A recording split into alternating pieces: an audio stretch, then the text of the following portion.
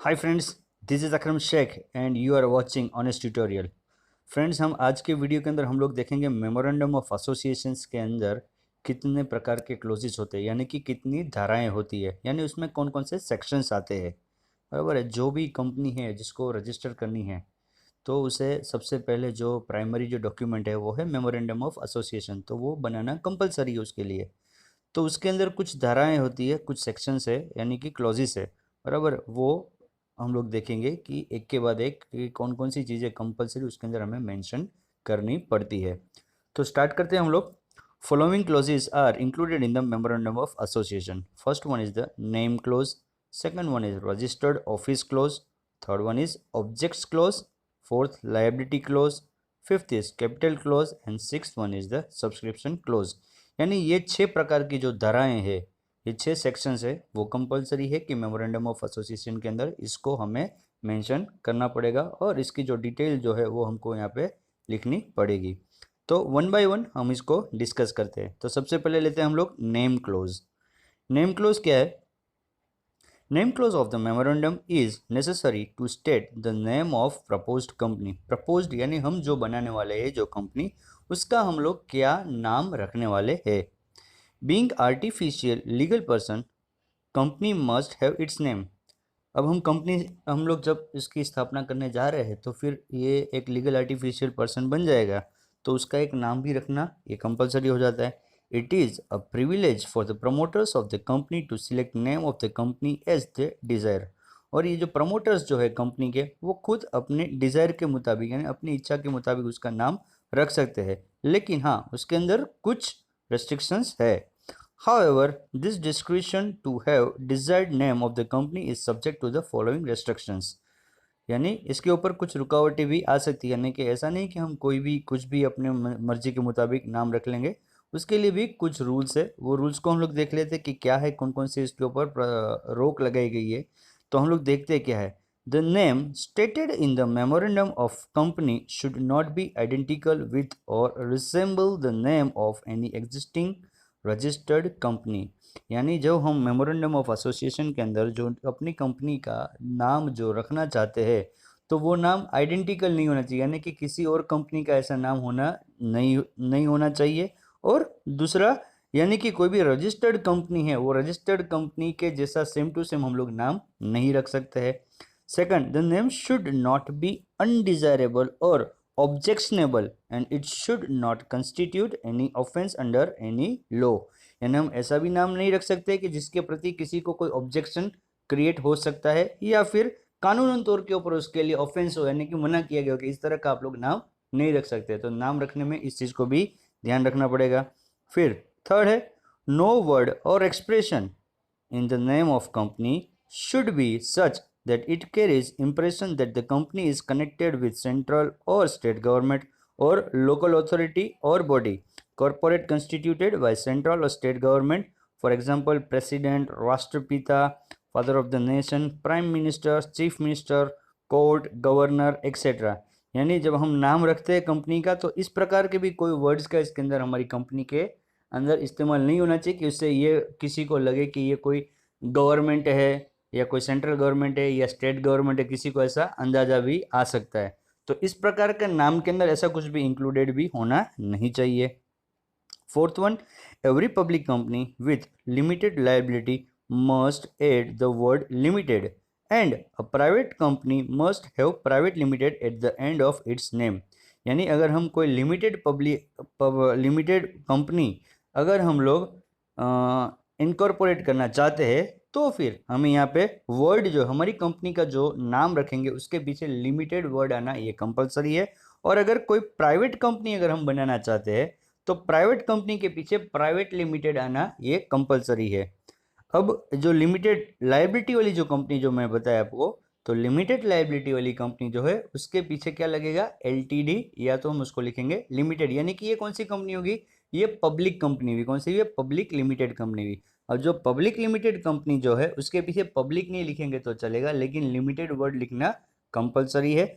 और private limited company के अंदर ये पूरा लिखना जरूरी है, प्राइवेट लिमिटेड, या तो उसको हम लोग शॉर्ट फॉर्म में लिख सकते हैं PVT.LTD, इसको हम लोग इस तरह से लिख सकते हैं। तो जब भी हम नाम सिलेक्ट करेंगे अपनी कंपनी का, तो किस प्रकार की कंपनी है। अगर पब्लिक है तो पब्लिक लिमिटेड की जगह पे हम लोग सिर्फ लिमिटेड लिखेंगे, और अगर प्राइवेट कंपनी है तो प्राइवेट लिमिटेड ये पीछे मेंशन करना कंपलसरी हो गया हमारे लिए।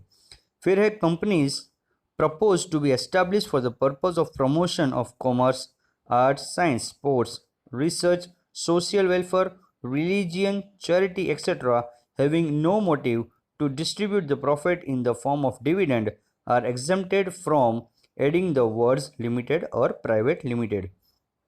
अगर हम जो कंपनी जिसको हम इनकॉर्पोरेट कर रहे हैं, एस्टेब्लिश करने जा रहे हैं, अगर उसका जो मोटिव जो है, यानी उसको हमें किसी चीज़ का प्रमोशन करने के लिए हमने किया, कॉमर्स का प्रमोशन या आर्ट्स, साइंस या स्पोर्ट्स को प्रमोट करने के लिए, या फिर कोई रिसर्च एंड डेवलपमेंट की कोई हमें चीज़ के लिए हमें अपनी कंपनी का हम इनकॉर्पोरेट कर रहे हैं, या फिर सोशल वेलफेयर के लिए, यानी कि समाज की सेवा के लिए कुछ ऐसा हम कंपनी करना इनकॉर्पोरेट करना चाह रहे हैं, या फिर रिलीजियन है या चैरिटी के लिए अगर हम ऐसी कोई कंपनी का अगर हम इनकॉर्पोरेट करना चाहते हैं, तो फिर यहाँ पे ये कंपलसरी नहीं है कि आप इसके पीछे लिमिटेड या प्राइवेट लिमिटेड वर्ड आप इसके पीछे लगाएं, क्योंकि अब हम जो जिस प्रकार की ये चीज़ को हम लोग प्रमोट करने के लिए हम लोग कंपनी को एस्टेब्लिश करने जा रहे हैं, तो फिर यहाँ पे हमारा मोटिव कोई भी प्रॉफिट कमाने का या फिर उसके ऊपर से प्रॉफिट में से हमें अपना डिविडेंड को डिस्ट्रीब्यूट करने का, ऐसा कोई भी हमारा मोटिव नहीं है।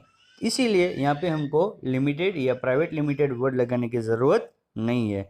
तो ये था हमारा नेम क्लोज, यानी जब भी कंपनी को एक तो नाम सिलेक्ट करना, ये तो कंपलसरी हो गया, लेकिन नाम सिलेक्ट करते वक्त ये 5 जो पॉइंट्स है उसको हमें ध्यान में रखना है।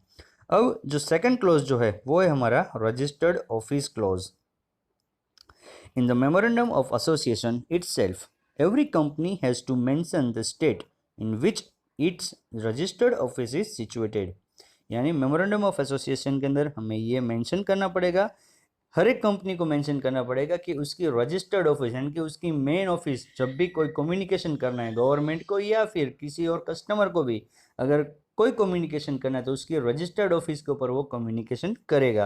तो उसकी रजिस्टर्ड ऑफिस कौन सी जगह पर रहेगी, उसका लोकेशन और उसका एड्रेस वो इसके अंदर मेंशन करना, मेमोरेंडम ऑफ एसोसिएशन के अंदर मेंशन करना कंपलसरी है। A company must from the 15th day of its incorporation must have a registered office which is capable of receiving and acknowledging all communication and notices as may be addressed to it। यानी company को जब incorporation certificate मिल जाता है उसके 15 days के अंदर उसकी registered office जो उसने मेमोरेंडम ऑफ एसोसिएशन में जो बताई है वहाँ पे वो ऑफिस 15 डेज के अंदर वहाँ पे मौजूद हो जानी चाहिए, ताकि अब कोई भी कम्युनिकेशन के लिए कुछ भी आता है तो वो उस ऑफिस के ऊपर, चाहे वो पोस्ट आए, चाहे कोई किसी व्यक्ति को अगर जाके कुछ कम्युनिकेशन करना है तो वो ऑफिस वहाँ पे होगी, तो वहाँ पे उस कंपनी के साथ हम कोई भी तरह का कम्युनिकेशन कर सकते हैं। All the correspondence and communications to the company must be addressed to its registered office। जितना भी correspondence या communication करना है कंपनी के साथ वो उसकी registered office के साथ ही यहाँ पे communication किया जाएगा। The territorial jurisdiction of the court is also determined from the address of the registered office of a company। अगर कंपनी के ऊपर अगर कोई कोर्ट की कार्यवाही करनी है तो वो जिस इलाके में हमने रजिस्टर्ड ऑफिस रखी होगी, जो मेंशन किया गया, उसी इलाके की कोर्ट के अंदर उसके ऊपर वहाँ पे केस दर्ज किया जाएगा। The members of the company or other parties who want to examine the documents personally or obtain additional information about the company may approach its registered office. और जो कंपनी के जो मेंबर्स यानी कि जो शेयर होल्डर्स है या फिर दूसरी कोई पार्टीज है यानी फाइनेंशियल इंस्टीट्यूशन है या फिर क्रेडिटर्स है, इन लोगों को अगर कंपनी की कोई डिटेल या डॉक्यूमेंट्स अगर कुछ चेक करने हैं या उन्हें और कोई इन्फॉर्मेशन हासिल करनी है तो फिर ये लोग कंपनी की जो रजिस्टर्ड ऑफिस है वहाँ पे वो पहुँच के ही ये सब पूरी इन्फॉर्मेशन को हासिल कर सकते हैं। तो ये था हमारा सेकंड रजिस्टर्ड क्लोज। अब आता है हमारा object clause. It is mandatory for every company to state in its memorandum of association the objective for which the company is propose to be incorporated. यानी हमने किस पर्पज़ के लिए हमने अपनी कंपनी को इनकॉर्पोरेट किया, एस्टैब्लिश करने जा रहे हैं, वो पर्पज़ जो है हमारा वो मेमोरेंडम ऑफ एसोसिएशन के अंदर हमें मेंशन करना पड़ेगा। यानी इन केस अगर हमें मैन्युफैक्चरिंग करना है तो हमें बताना पड़ेगा कि हम मैन्युफैक्चरिंग करेंगे और साथ में उसका सेल करेंगे, या फिर हम सिर्फ ट्रेडिंग करने वाले के लिए हम एक कंपनी बना रहे तो हम उसमें लिखेंगे ट्रेडिंग कंपनी। अब अगर हमने इसमें बता दिया कि हम ट्रेडिंग ही करेंगे तो फिर हम लोग उसके अलावा और कोई काम नहीं कर सकते। तो हम जो हमारा पर्पज़ होगा, हम क्या करने वाले, हमारा जो पर्पज़ है बिजनेस का, वो ऑब्जेक्ट है हमारा, वो ऑब्जेक्ट हमें ऑब्जेक्टिव क्लोज यानी कि मेमोरेंडम ऑफ एसोसिएशन में हमें ये मेंशन करना पड़ेगा।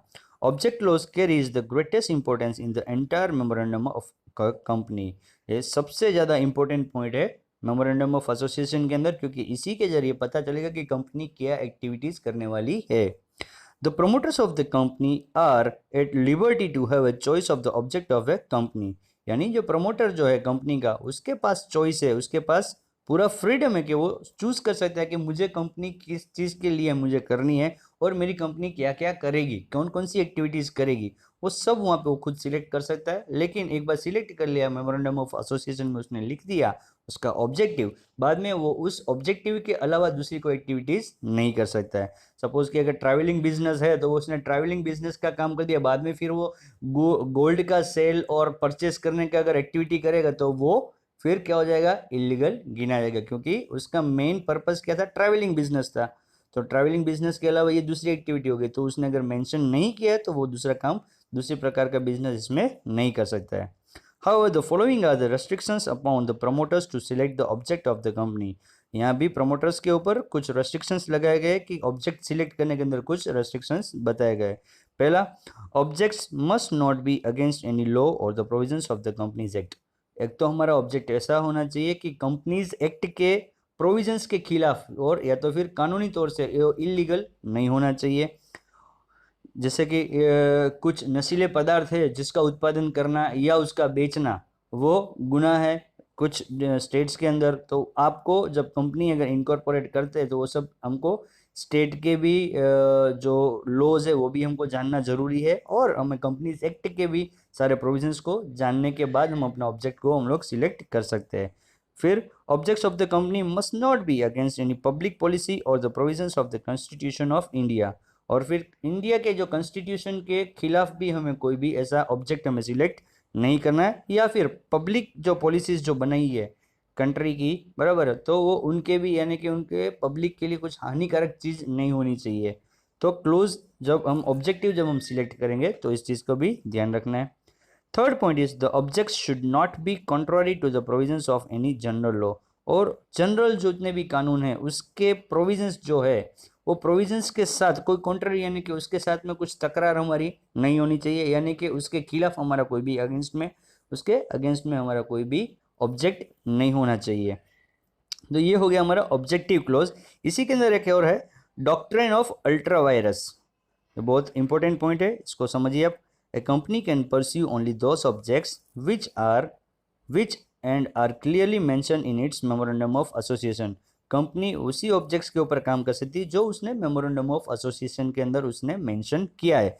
ए company possesses only those powers which are either explicitly or impliedly conferred upon by its virtue of its memorandum of association। जो ऑब्जेक्टिव उसने मेमोरेंडम ऑफ एसोसिएशन के अंदर जो मेंशन किए उसके अकॉर्डिंगली ही उसको उसका पावर मिलेगा, वो काम करने के लिए उसको परमिशन मिलेगी।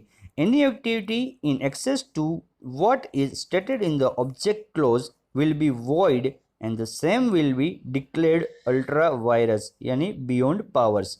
जो अगर हमको ऐसी एक्टिविटी जो हमने मेंशन ऑब्जेक्टिव्स के अंदर मेंशन नहीं किया और उसके बियॉन्ड अगर हम लोग जाके अगर कुछ काम करते हैं तो इसको वॉइड यानी कि इसको खारिज किया जाएगा, वो काम हमारा रोक दिया जाएगा। और इसको क्या बोलेंगे, अल्ट्रा वायरस मीन्स के बियॉन्ड पावर्स, यानी जो हमें पावर्स दिए गए हैं उससे अगर हम उससे कुछ ज़्यादा अगर हम करते हैं तो हमारी उस एक्टिविटी को रोका जाएगा। If the act is ultra vires it does not create any legal relationship. अगर हमने एक्ट के खिलाफ यानी हमने ऐसा कोई बियॉन्ड पावर अगर हमने काम किया तो फिर यहाँ पे लीगली कोई भी रिलेशनशिप कुछ भी बनेगी नहीं, यानी कि हमको जो सर्टिफिकेट मिला था वो भी हमारा वापस ले लिया जा सकता है। Such an act is absolutely void even the whole body of the share holders rectify it and make it binding upon the company. यानी इस तरह का जो अगर हमने अल्ट्रा वायरस किया यानी कि जो हमने मेंशन किया था उसके बियॉन्ड अगर हम कोई और काम करते हैं तो इस चीज़ को यहाँ पे पूरा प्रतिबंध लगाया जाएगा।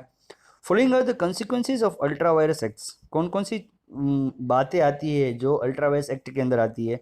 The directors of the company are held personally liable for the ultra vires acts.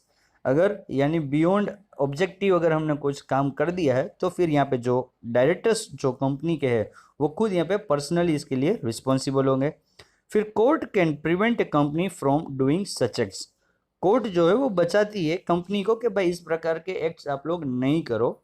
और third, ultra vires contracts are void. इस तरह की बातों को पहले से ही रोका जाए। और फिर for any ultra vires act by an employee acting on behalf of the company can be held liable. अगर ऐसा कोई बियॉन्ड पावर्स वाला अगर काम कोई एम्प्लॉई अगर करता है, बराबर है, तो यहाँ पे वो कंपनी के बिहाफ के ऊपर कर रहा है तो फिर यहाँ पे कंपनी को इसके लिए रिस्पॉन्सिबल समझा जाएगा। The director of the company are responsible to the third party for ultra-virus acts. In order to avoid above situations, generally company includes most area of functions with the term any other objectives in object clause of its memorandum of association. तो director of the company जो होगा वो खुद अगर third party के साथ हमने जो ऑब्जेक्टिव जो मेंशन किया था उसके अलावा और कोई हमने काम किया और थर्ड पार्टी के साथ अगर कुछ गलत हुआ है तो फिर इसको बोलेंगे हम लोग ये भी क्या हुआ, अल्ट्रा वायरस एक्ट हो गया, यानी कि हमने बियॉन्ड पावर हमने काम किया। तो इस तरह से चीज़ों से बचने के लिए जब हम लोग मेमोरेंडम ऑफ एसोसिएशन जब हम अपना बनाएंगे कंपनी का तो हमें क्या करना है, जनरली जो कंपनी जो होती है उसके अंदर क्या करती है कि अदर फंक्शंस भी इसके अंदर ऐड करती है कि ये काम तो हमारी कंपनी का जो मेन पर्पस होगा ये यही रहेगा, लेकिन साथ में हम ये काम भी करेंगे वो काम भी करेंगे। जैसे कि आप देखिए अभी बैंकिंग सेक्टर पे आप चले जाइए तो बैंकिंग सेक्टर का मेन काम क्या होता है? बैंकिंग का मेन काम होता है कि पब्लिक से डिपॉजिट लेना और पब्लिक को लोन देना, लेकिन साथ में उसका दूसरा ऑब्जेक्टिव्स भी है, वो भी लोन्स भी प्रोवाइड करती है। तो साथ के अंदर लोन के साथ में जनरल इंश्योरेंस भी देती है, लाइफ इंश्योरेंस भी देती है। तो इसको भी जो ये इंश्योरेंस देना ये तो इंश्योरेंस कंपनी का काम है, लेकिन आजकल बैंक में भी इंश्योरेंस मिल रहा है। तो फिर अपना जो इन्होंने जो मेमोरेंडम ऑफ एसोसिएशन बनाया होगा तो इन्होंने अपने अदर ऑब्जेक्टिव्स जो अदर एरियाज ऑफ फंक्शंस यानी और कौन कौन से काम करेंगे वो भी इन्होंने मेमोरेंडम ऑफ एसोसिएशन के अंदर मेंशन किया होगा, तभी वो इस चीज़ को कर सकते हैं। तो ये आपको समझ में आया होगा कि अल्ट्रा वायरस एक्ट क्या है और ऑब्जेक्टिव क्लोज क्या है। ये ऑब्जेक्टिव क्लोज बहुत ही इंपॉर्टेंट है क्योंकि इसी के बेस के ऊपर पूरा हमारा कंपनी का वर्क डिपेंड करेगा। Now the fourth one is the liability close. Liability यानी कि जिम्मेदारी। On the basis of kind of liability the companies can be classified into 3 classes. यानी लायबिलिटी यानी कि जिम्मेदारी के बेसिस के ऊपर कंपनी को हम 3 विभाग के अंदर उसको बांट सकते हैं। पहला है कंपनी लिमिटेड बाय शेयर, एक तो कंपनी लिमिटेड बाय शेयर हो गई, सेकंड है company limited by guarantee and third one is the an unlimited liability company. ये 3 प्रकार की कंपनी बनेगी। The memorandum of a company limited bye share must state in its liability clause that the liability of its member is limited. In the company limited by share, members cannot be called on to pay more than the nominal value of their shares. यानी company limited by shares यानी कि जो share holders जो है वो company के actual owner है और वो उसके मेंबर होंगे। तो यहाँ पे जो शेयर होल्डर्स के पास जितनी कीमत का शेयर है उसकी लायबिलिटी उतनी कीमत तक की ही उसकी उतनी जिम्मेदार रहेगी। उससे ज़्यादा अगर कोई डेप्ट है तो वो उस शेयर होल्डर यानी कि उस मेंबर की कोई रिस्पॉन्सिबिलिटी यहाँ पे नहीं रहेगी।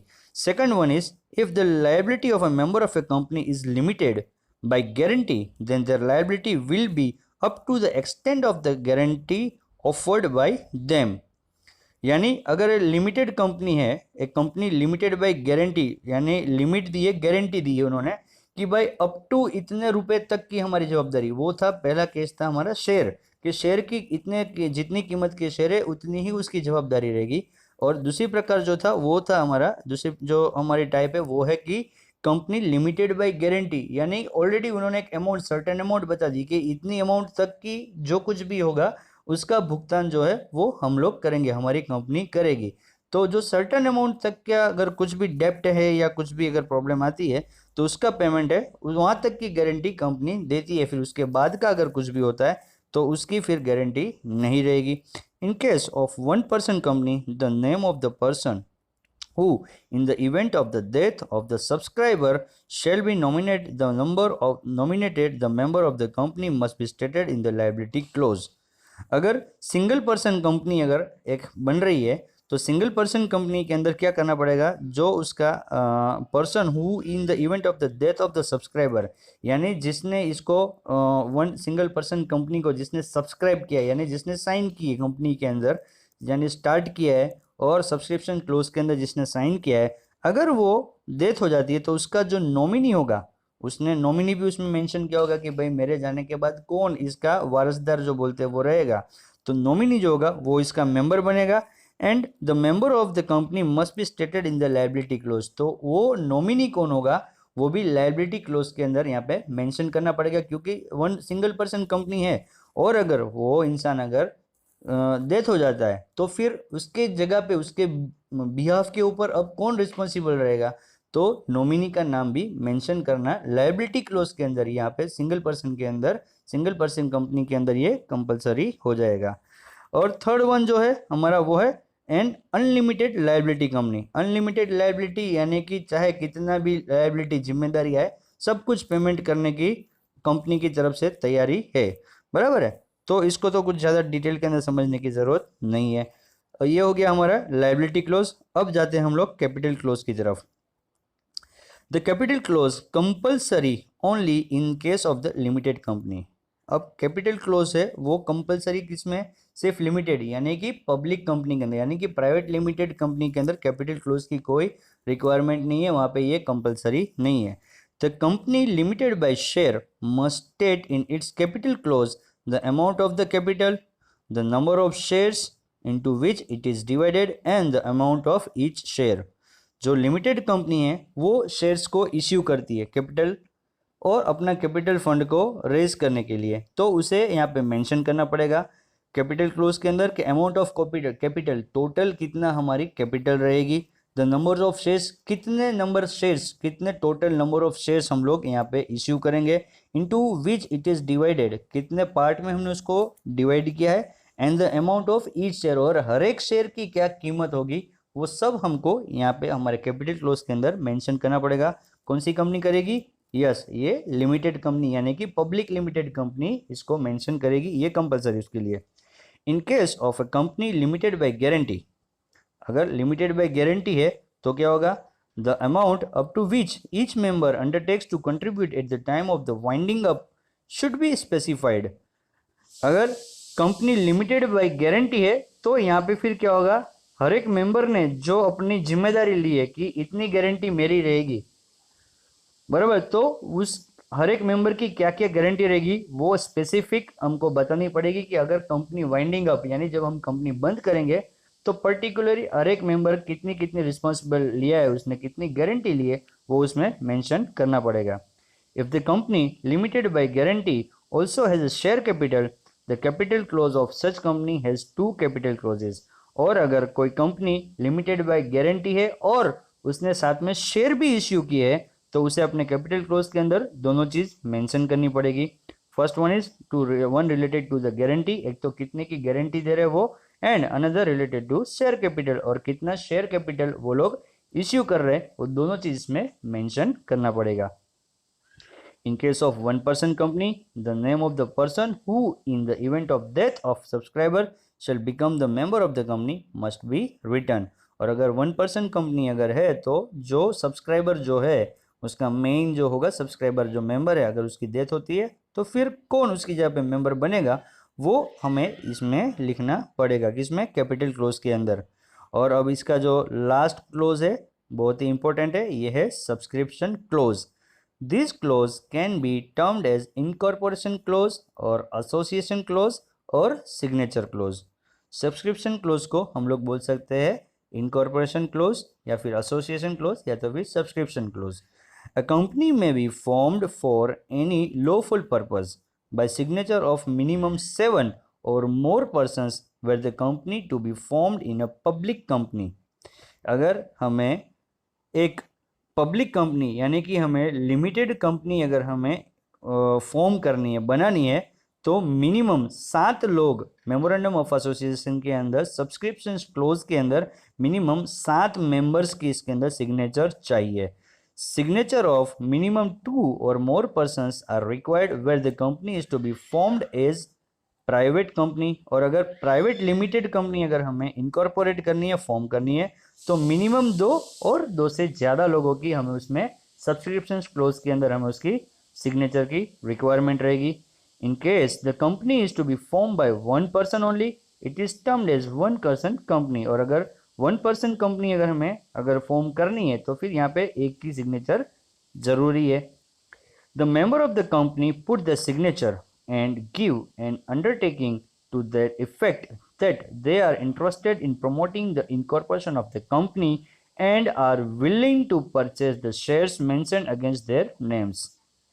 यह जो मेंबर्स जो है जिन्होंने कंपनी के सब्सक्रिप्शन क्लोज के अंदर जिन्होंने सिग्नेचर डाली है, जिन्होंने अपनी सिग्नेचर की है, यानी कि पब्लिक लिमिटेड में कम से कम 7, प्राइवेट लिमिटेड में कम से कम 2 और सिंगल पर्सन में 1, इन लोगों को ये लोग क्या है, given an undertaking to the effect that they are interested in promoting the incorporation of the company, यानी ये अपना अंडरटेक दे रहे हैं, यानी कि अपनी तरफ से खातरी दे रहे हैं, बराबर है, कि हम लोग इंटरेस्टेड है इस कंपनी को प्रमोट करने के लिए, इस कंपनी को इनकॉर्पोरेट करने के लिए, स्थापित करने के लिए, and are willing to purchase the shares mention against their name, और हमारे नाम के सामने जो शेयर्स लिखे वो उसको हम परचेज करने के लिए हम लोग यहाँ पे रेडी है। The name, address and detail about their work has to be provided and attested by a witness, और फिर जो यहाँ पे सब्सक्रिप्शन क्लोज में जिसने सिग्नेचर किया है उनका नाम, उनका एड्रेस और उनकी डिटेल कि वो क्या काम करेंगे वो सब इसके अंदर मेंशन किया जाएगा, और वो किसी विटनेस के यानी कि कोई एक उनका गवाह होगा, गवाह के सामने ये सब साइन करेंगे। सच मेंबर्स आर कॉल्ड सिग्नेटरीज, और इन मेंबर्स को यानी कि सब्सक्रिप्शन क्लोज के अंदर जिन्होंने साइन किया है उनको बोलते हैं सिग्नेटरीज। तो फ्रेंड्स ये थे हमारे क्लोजेस थे मेमोरेंडम ऑफ एसोसिएशन के अंदर जो हमने पढ़े अभी के इसके अंदर टोटल आते हैं 6 क्लोजेज आते हैं। देखिए कौन कौन से थे, name close, registered office close, objective close, फिर लायबिलिटी क्लोज, फिर capital clause and subscription close. तो उम्मीद करता हूँ कि आपको ये सारे क्लोजेस जो अभी मैंने डिस्क्राइब किए हैं वो आपको अच्छी तरीके से समझ में आए होंगे। अगर ये वीडियो अच्छा लगा है फ्रेंड्स तो आपके रिव्यूज़ मुझे कमेंट के जरिए भेजिए, और अगर कोई डाउट है तो आप मुझे आपके क्वेश्चन जितने भी है आपके मुझे भेज सकते हैं। ओके फ्रेंड्स, हम लोग नेक्स्ट वीडियो जो है उसके अंदर हम लोग देखेंगे कि हम लोग मेमोरेंडम ऑफ एसोसिएशन जो है उसमें हमें अगर कोई चेंजेस करना है तो हम किस प्रकार से हम लोग इसके अंदर कर सकते हैं। ठीक है फ्रेंड्स, तो अगले वीडियो को भी आप लोग ज़रूर देखिएगा।